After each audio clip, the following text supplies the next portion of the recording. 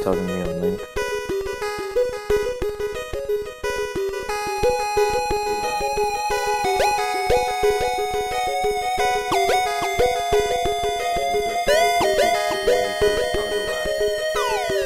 Okay, let's get started. Okay.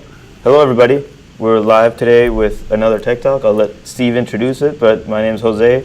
I'm sure you know me at this point. I've been in all the Tech Talks, kind of junior Steve. But Steve, go ahead. Yeah, welcome back, guys. Jose did the last one with Jeff and Scott on enterprise mobility and mobile APIs. That was a great talk. So I just want to welcome everybody back, and we're really excited to have Ken Lane, the API Evangelist. And we're going to have an open discussion on open APIs. So recently, Ken was in Washington with the API Academy. He moderated a couple panels, one on open data, and then the other one on open APIs. And we thought it would be a good idea to kind of get you guys involved in the discussion around open data and open APIs, and give you a chance to chat with Ken, send in your questions, comments. We did get a question through email a few minutes ago from Mike. It was kind of related to Hypermedia, and the discussion is open, and we'll do our best to address it. But we are actually talking Hypermedia officially in October. So if the question isn't something appropriate for this discussion, then we'll definitely get the answer to it, Mike, and maybe we can table it until October. But we'll let kind of Ken decide. So I see the numbers kind of going. Just so everybody who's joined in, if you've never been here before, this is an open discussion. It's live. It's Jose, me, and we've got our special guest Ken, who's in an airport in DC. He's the API Evangelist, and we're just going to talk open APIs. So you can tweet your questions with the hashtag Layer7Live. If you're in the stream right now, you can chat your questions in the window, and you can also email them to us if you don't have time to sit around for the whole show and wait for your question to be answered. You can always email them, or if it's a lengthy kind of complicated question, email is techtalk@layer7.com. Right. So we've got Ken Lane, interesting guy. I just met him for the first time at the DC Summit last Friday. Ken, do you mind sort of introducing yourself? Sure. So my name's Ken Lane.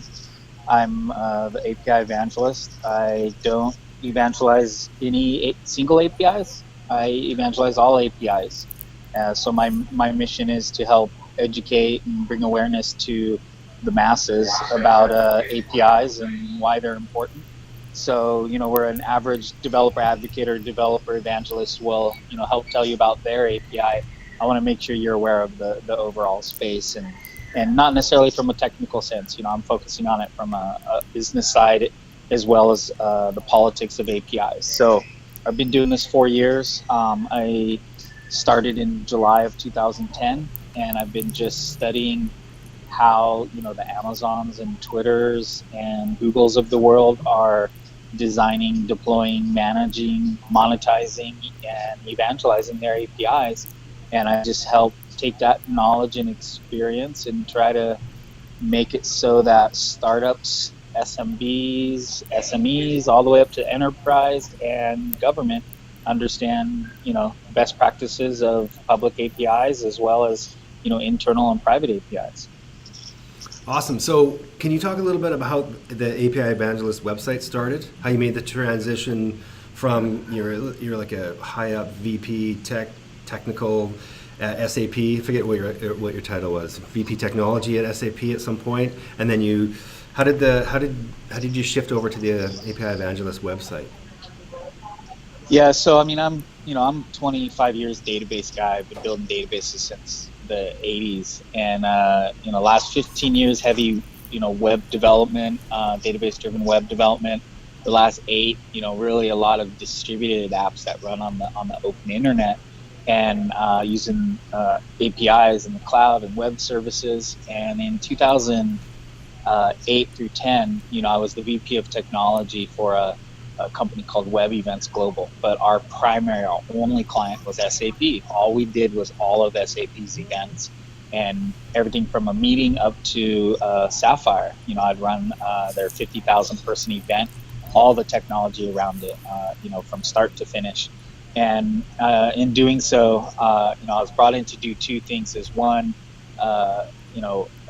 make the platform more scalable and more flexible and agile, and then two, bring in more customers because of that. And so to do that, I re-architected everything using APIs, and I moved it into the cloud. And you have to understand, in 2008 and 2010, you were not supposed to use the Amazon cloud at SAP. They're all in now, but back then you didn't do it. And I got in a lot of trouble for doing it, but I also had a lot of success, so they couldn't argue with it. And in doing so, I also brought in extra work, which was Google. I ran Google Developer Days and Google I/O for 2 years as well. So all of that, success with APIs, um, uh, I knew I wanted to do something else. I knew I didn't want to work at SAP forever, especially after running Google events in contrast to SAP events. And I started looking at the wider space. So this is July 2010. I started studying, looking at the space, seeing what was going on with web APIs. You got to realize, this is right when mobile phones were coming out and the iPhone was out, and APIs were feeling that. Cloud had just, everything with Amazon Cloud had just happened.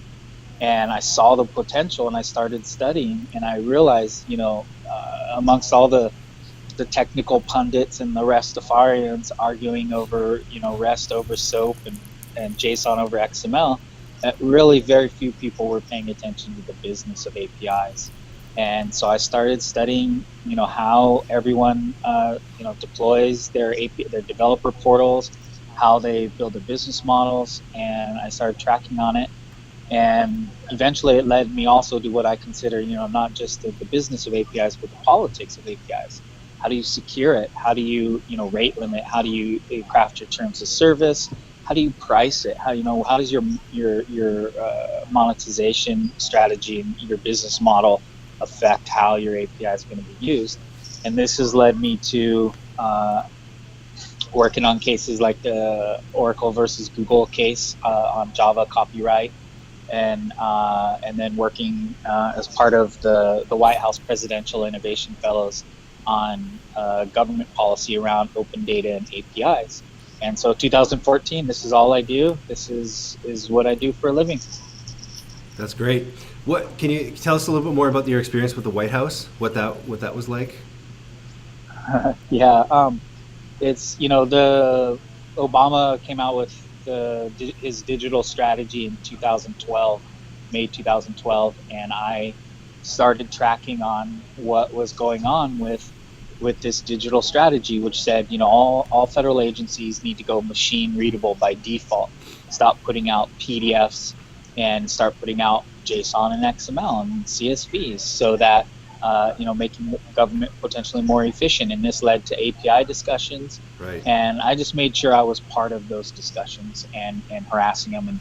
And eventually last year, I came out for round one of the Presidential Innovation Fellows, which we affectionately call PIFs. So if I say PIFs, that's what I mean. So round one PIFs, I came out and I taught a 4-hour class on APIs and public APIs. They'd invited me out. And then when round two started last summer, I got a call on a Friday saying, "Hey, we want you to come be part." And I'm like, "Cool, I'm happy to come out." And they're like, "Well, come out Monday. Like, we need you there Monday."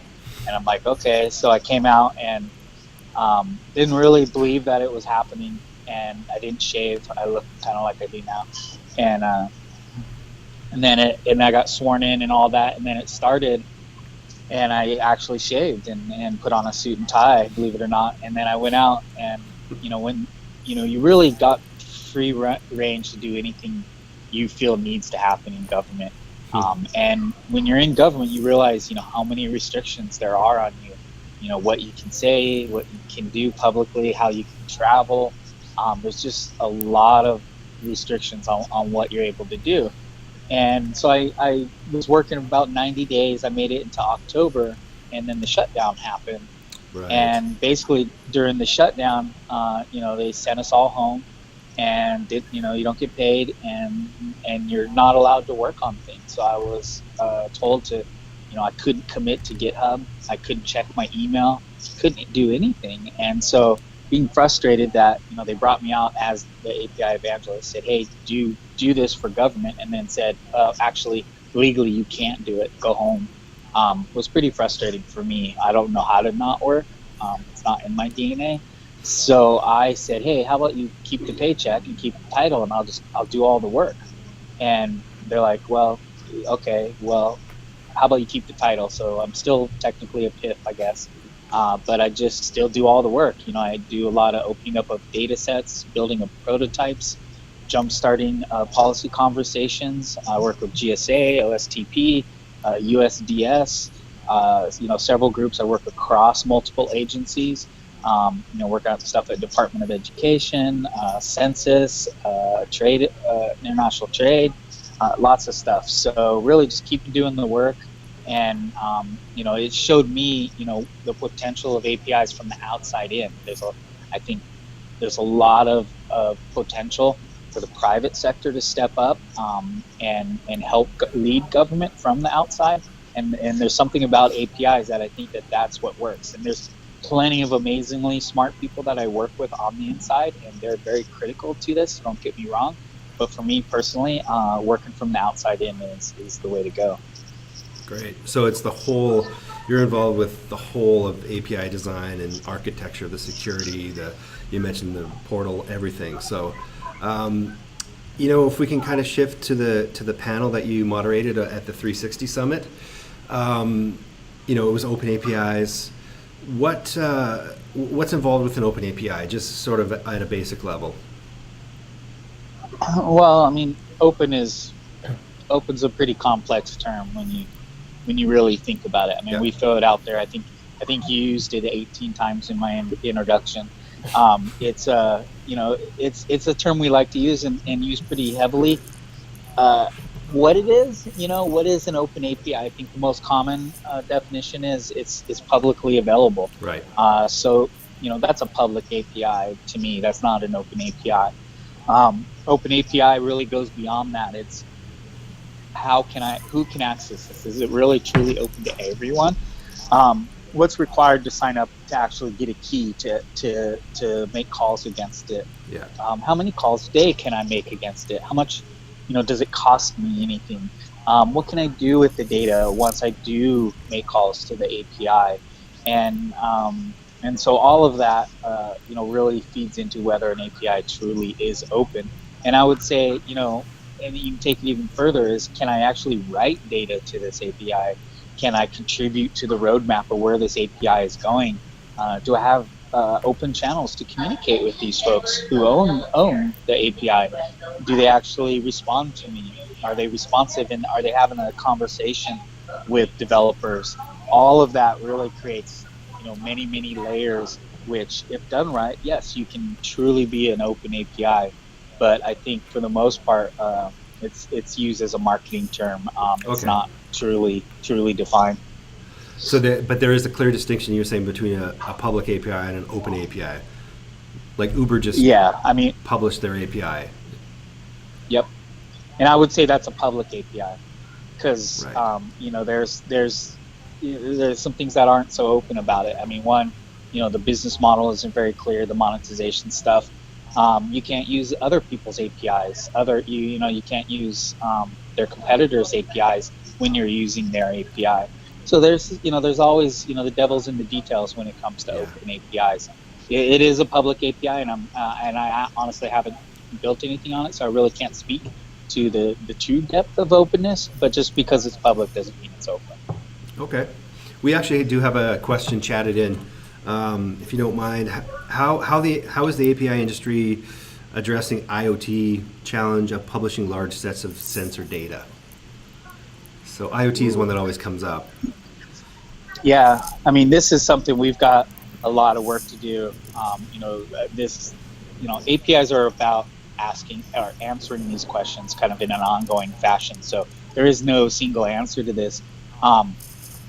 Really when it comes to APIs, I mean, companies, like Layer 7 CA and there's a bunch of others out there, Apogee, 3Scale, they all provide management tools, a management layer that can be used in an IoT, situation. Yeah. Allows you to compose services and allow, different devices to use the services differently, different users. Some can read, some can read and write. And so how you compose this layer really is ultimately going to, depend on how the devices you connect to it are able to, that data is stored, is gathered, is made available to other users on the system. Is it just available to the device owner? How does the platform use the data? How does the platform partners use the data? A lot of that really is up in the air. There's a lot of different ways you can set up a platform, whether it's mobile devices, whether it's a website, whether it's an iPad, or whether it's a smoke alarm or your automobile. Really the API layer is the bridge, is that layer that we're answering these questions at. And honestly, there's not a single answer. It depends on your goals and your motivations, and then how you want to extend that to your developers as well as the end users, giving them controls like OAuth, that give them a vote in that process. So that's the beauty and the scary part of APIs is how you approach that.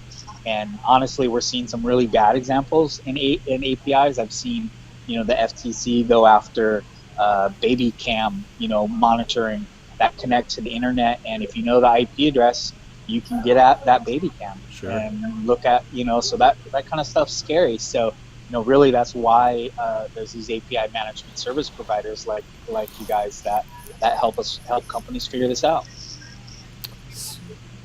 Okay, that's great. So does the scale of IoT affect the design and the security of the API when you're talking IoT?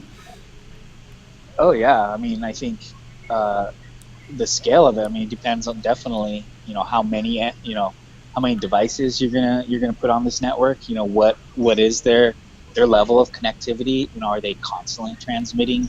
Right. Are they very chatty with your endpoints? How you structure your APIs are definitely going to change how that's used. And if you look at, I would say something like Netflix, they have a lot of experience in crafting an API. So it's not it's not about the movies and the raw resource. It's about how those resources are being consumed. Sure. And the experience on the device. So whether you're watching it on a tablet, whether you're watching it on your big screen TV, or you're watching it on your refrigerator or in your bathroom, it's like that's, I think, going to apply in the IoT world. And then because these surface areas are in our homes, out in the public, I think and on the open internet, really increases that security surface and makes it, security has to be a first-class citizen and has to be something you focus on pretty heavily, because when things go wrong, guarantee it's going to go wrong, and people are going to know about it, and it's not something you want to do. Sure. That's great. Okay, We Sniper, I think that's your handle there. I hope that answered your question. If you have a follow-up, don't be afraid to chat in. We have another question from GR Duck. I think I know who that might be. Yes. He's a friend of the show too. He's been on before. That's Jeff Duck. So Ken, are open APIs worth the hassle and cost in the long run? How do you measure their worth? Yeah, great question. For some companies, no, it's not going to be worth it.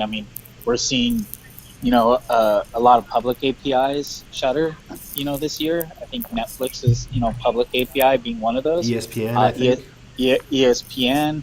I'm not going to name them off, but I could probably list off another 30 or 40 that I know are going to shutter in the next, 6 months, because not because public APIs are a bad idea, and not because they're not doing their best, but because some of the content and resources that they're making available are legacy, or they're other people's content. So the licensing, the control around those aren't always something that they have full realm over. So it makes it difficult. So yeah, I'm the first to say public APIs are not for everyone.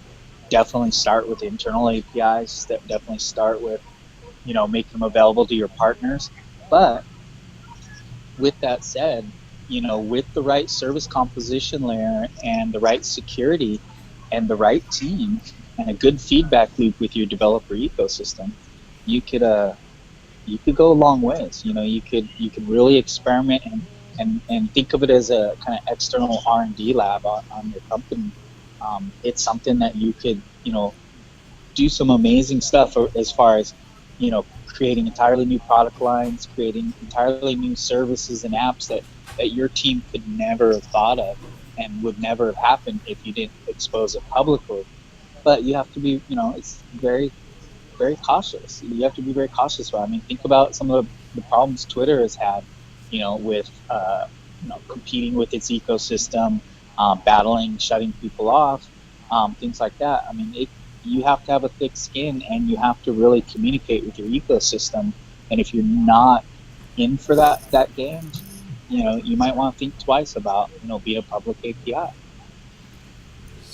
Sounds like the sort of the business case or the business use case of the public or the open APIs, because the idea would be to get developers to use your API to build cool apps, I guess would be the kind of one of the main goals, right? But it seems like with the ESPN and Twitter and some others who are kind of taking things back, it's still not a clear, like the strategy isn't clear. It's like, well, this was a great idea at one point, but the apps are getting too close to the actual product, so that's why Twitter kind of reins people in, I think. So do you think that it's still, the business case is still in development? Oh, most definitely. I mean, you that's what it's all about. It's about evolving and shifting and experimenting with your business case. And that's not always gonna be positive. Sometimes it's gonna hurt. It's gonna cannibalize things. It's gonna totally compete internally with what you're trying to do. So it's about trying to figure things out and communicating within your internal team, but also externally with your developers. And the more you communicate, I mean, the more chances you're going to diffuse a lot of those battles, because people aren't going to be developing things you're doing internally. If you give them a heads up and say, hey, we're actually going to build an Android app that does this, and you guys are welcome to build one, but I would stay away from these features. And so that kind of communication is important. I'm sure people might still get pissed off, but communication, I think, is the biggest piece of that.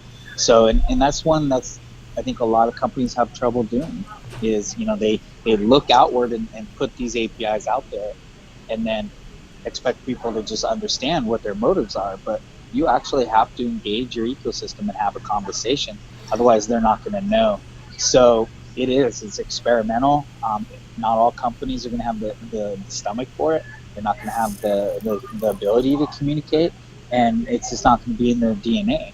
And not that you shouldn't try it, but you should have some realistic expectations about how difficult it is. It's not, hey, it's not the field of dreams. You build it and everyone just comes and you have this amazing ecosystem. It takes a lot of hard work, incremental communication, and you will have problems. It's just a matter of how well you deal with them, or how poorly you deal with them. So it sounds also that there's no real formula or set of rules. Like each API is kind of individual. The ecosystem, like the kind of developer that you want to attract. Expedia, Salesforce, all the successful public APIs. Not every other business can follow that model. It's got to be a unique.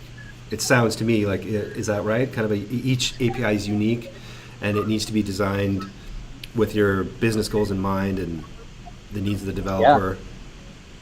Yeah, definitely. I would say, that's what I bring to the table. One of the things that I saw is I go through and I monitor all of the top APIs and look at what they're doing, and then I create kind of a master template. You can go to my site and find what are the common building blocks of API design, of deployment, of management, monetization, and evangelism, as well as other kind of trending areas like real time or interoperability and automation.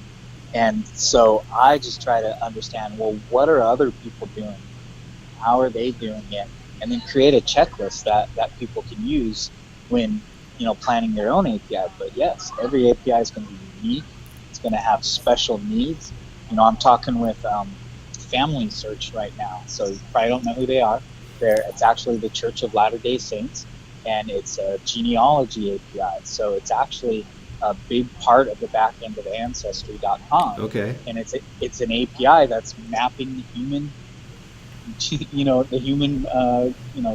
family tree. So basically, they want to map everything all the way back through time and in real time as people move forward. And when you think about that, I mean, that's huge. That's a big scope. Two, it's a very sensitive issue because these are people's family and history. And three, it's the Church of Latter-day Saints doing it.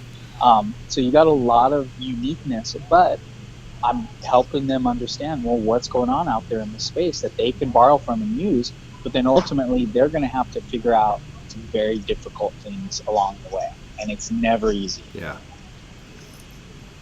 That's cool. Very interesting. So I just wanted to take a quick break from the conversation and make sure I had a comment that maybe the stream wasn't great. Just feel free to chat in if you have any problems or whatever. I think the stream is pretty much 100%. It could be your own perfect internet connection. We're streaming at 100%. So hopefully everybody can see and hear. Just a reminder too to chat in your questions and comments. And questions we had so far are great. Thanks, guys. Hope we answered them. So there's the hashtag Layer7Live, and simply just chat them right in the window. I think we're gonna try to tackle this 3-part question that we got through email from Mark Allen, and hopefully, Mark, you're on the line. So we'll start with Hypermedia, and I think at some point too. I mean, we're kind of getting towards the bottom. I want to get back to the panel discussion, kind of the main things that you took away from the panel you moderated at the API 360 thing on open APIs. But we'll get these questions in and then maybe come back to the panel towards the end, if that's okay. Sounds good. All right. So Hypermedia, this is a question from Mark Allen. Hypermedia seems like a good approach for providing intuitive API discoverability, yet at the same time, it hasn't seemed to gain mass adoption across API implementations. Is Hypermedia becoming a first-class citizen in the world of APIs, including tooling and framework support, or is it still more of a niche capability? That's a good question. So yeah, Hypermedia APIs are definitely slowly growing more prominent. I'm tracking on. I have people who send me, examples of it in the wild, because I've started, as of 2014 January, I started tracking on it because I felt like after watching the so-called academic discussion around it for a while, I started seeing more examples of it from Google and Amazon and then smaller startups. So I was like, this is something that I should pay attention to.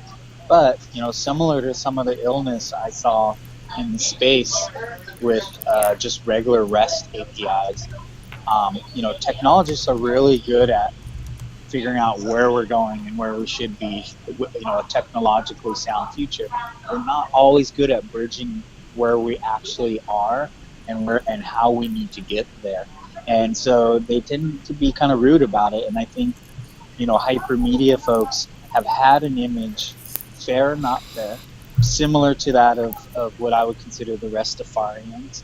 And, the people who are super opinionated about RESTful API design and principles, but are really poor at conveying those ideas and helping onboard people.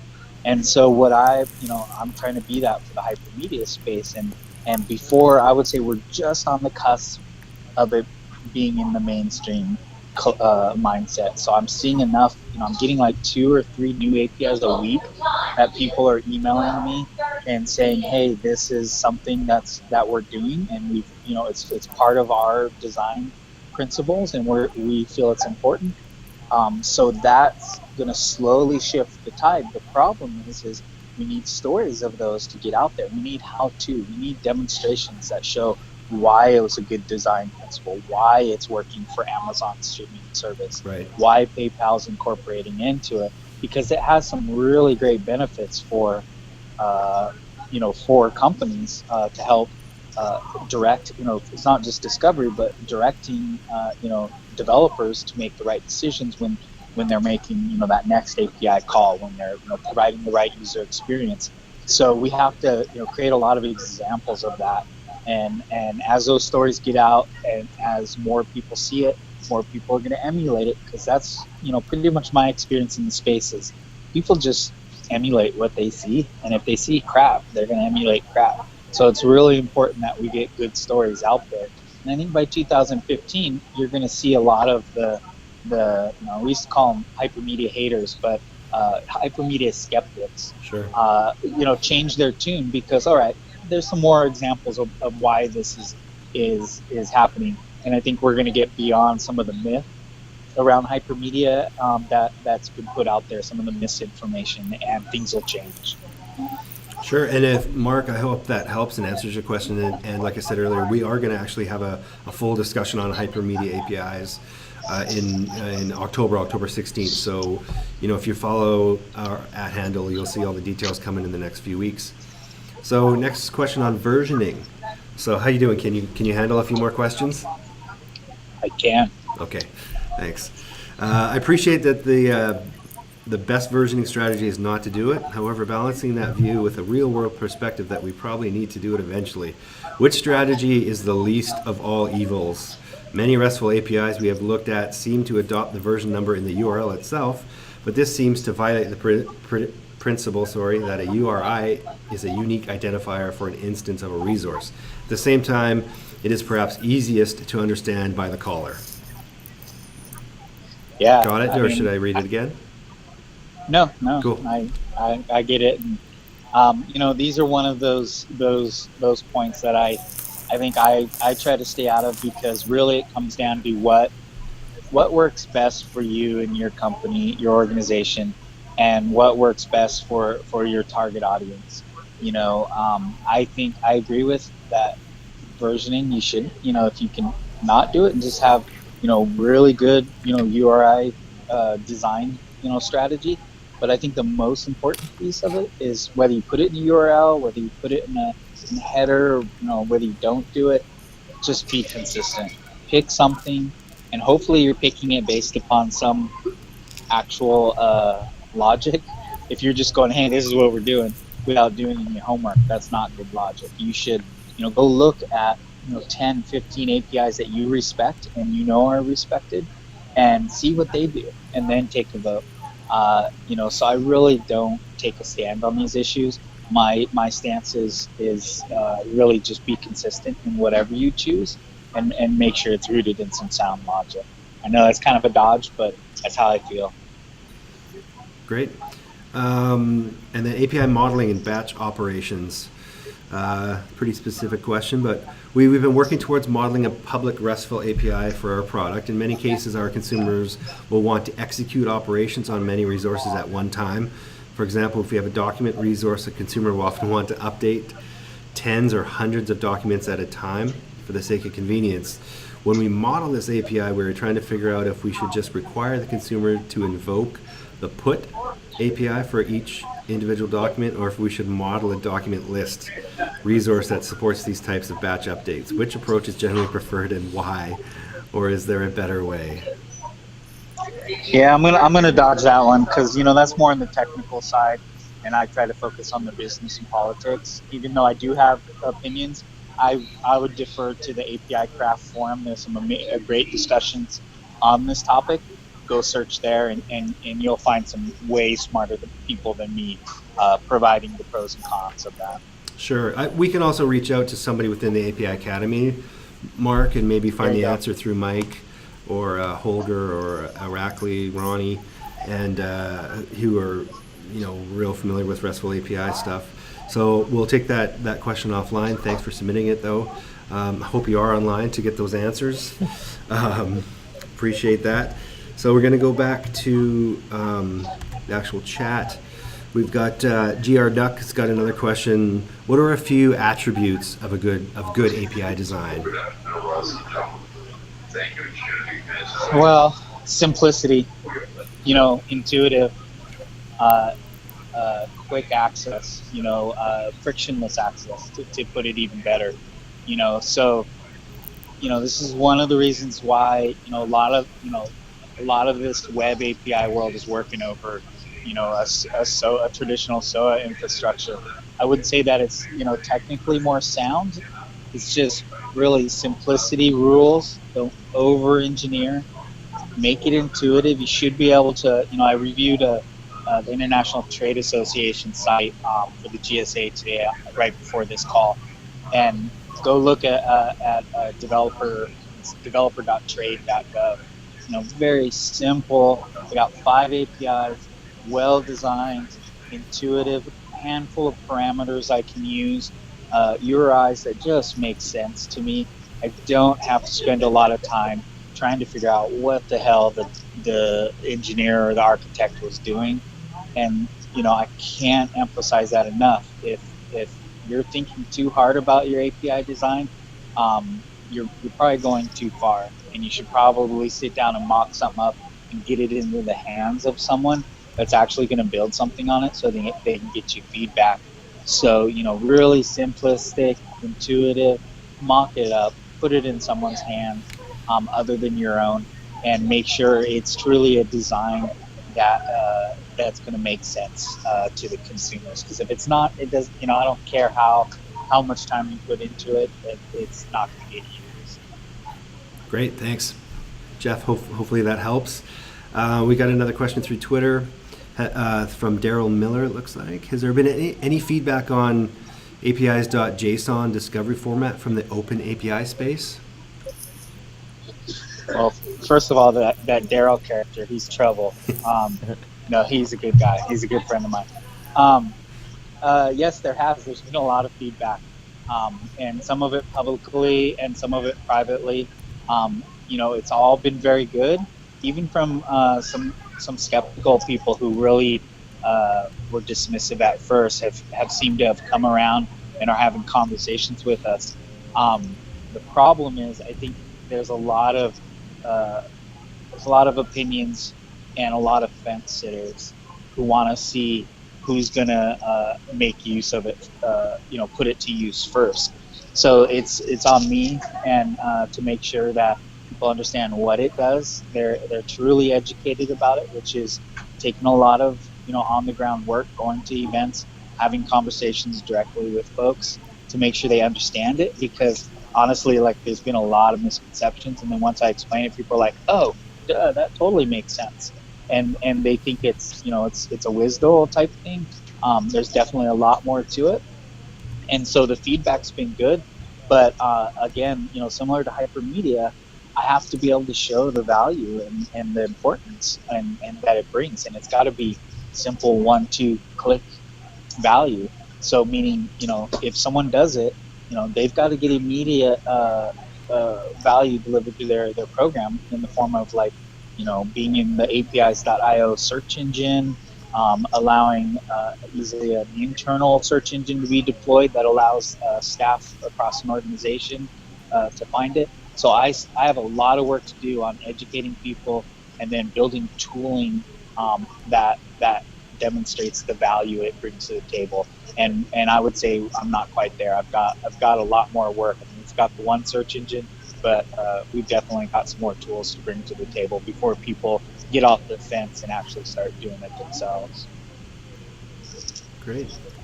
Okay, just one quick reminder that we're almost, we kind of go around 45 minutes, so we could just have a few minutes to go.